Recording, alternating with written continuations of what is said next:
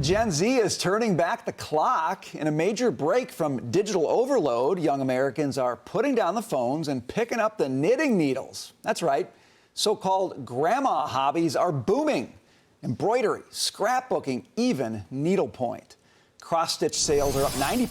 Scrapbooking events have doubled since 2023, and 86% of Gen Z identifies as crafters. I love this, Kennedy. What do you think? We assumed we were just going to shove this entire generation into a box and say, they're too digital, they're addicted to their phones, but the pendulum swings, human beings are tactile, and they want things that they can see and feel and have a project that they can finish in a day and hang on the wall. So, yeah, I'm a huge fan of the needlepoint. My niece is coming over this weekend. She's like, I'll bring my crafts. And that means beading. That means watercolors. I think it's fantastic for them. I am chipping in with these grandma hobbies. I have gotten gout and bursitis. Yeah. Jackie She eats a lot of organ meat. does taste good going Awful. down. She eats a lot of offal. That's why she's got the High gout. protein.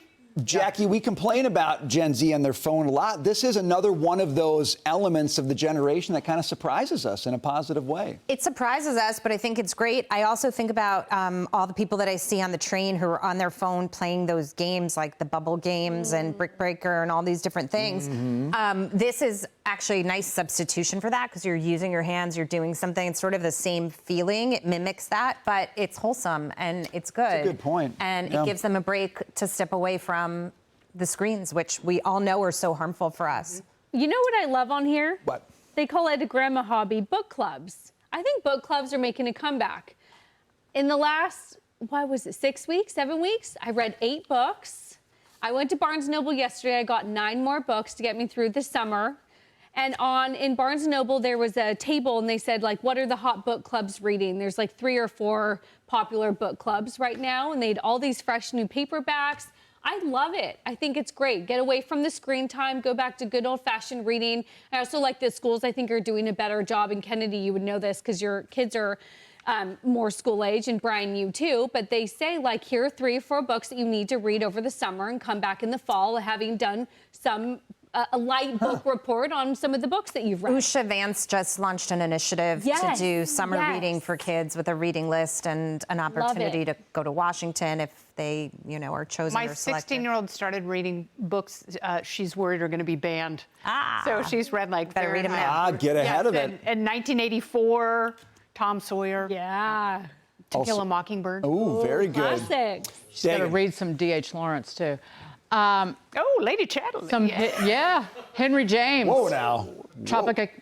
Henry James, Tropic of Cancer.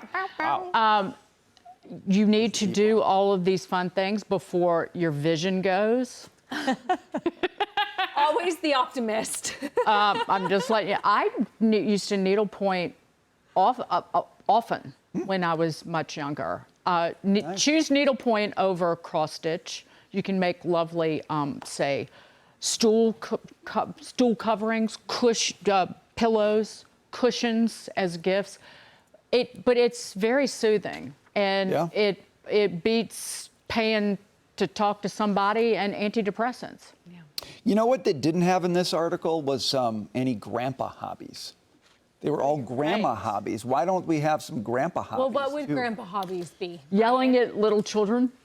Yes, that's a grandpa What necessity, about like actually. old-fashioned like workshop? Yard See, work. here's the problem. Yard work. Grandpa hobbies require tons of space and equipment. Yeah. Like needlepoint, you don't need quite as much. But if you want to be a woodworker, you need a table saw. And you just don't have room for that in your urban Gen Z environment. So You could get a Sawzall and just walk up and down the street and offer strangers to just cut stuff. I think I saw a few guys on 14th Street carrying around Sawzall, actually. It was not a good scene. By the way, my daughter, teenage daughter, is huge into the scrapbooking, like the collaging. She just, I hear the tape ripping in the room, and it's like just taping these things together. So she won't use Pinterest? She goes old school? Well, I think Scrapbooking? Pinterest gives inspiration, but then she goes to the physical thing to do it, which I like. We buy a lot of tape. Yeah. Like our tape budget has gone way up. And Krista is doing a ton of quilting. Oh, that's great. There are so many quilts and table runners in my house right now. I don't even have that many tables or places to put a quilt. She should sell them on Etsy. That's right. But see, that's the other thing. You can turn it into a capitalistic pursuit. Yes.